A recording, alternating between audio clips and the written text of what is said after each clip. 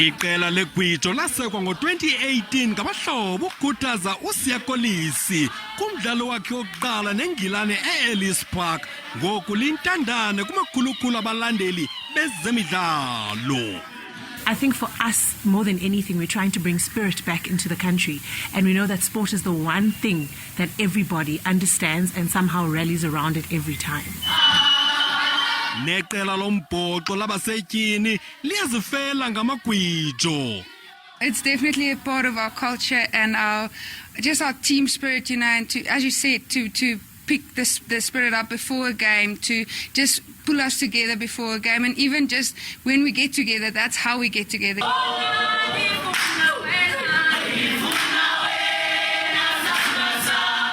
Kwiqela labadlali abalawuli nabemeli Ukombela amagwijo kumanya imihlambi eyalanayo.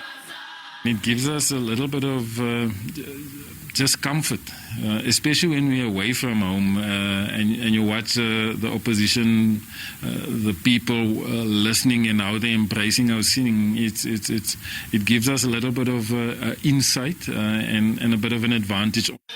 Ngomgqibelo iqela legwijo lizokwaba e-Ellis Park ngaphambi komdlalo wabasetyhini oza kulandelwa ngwamadoda.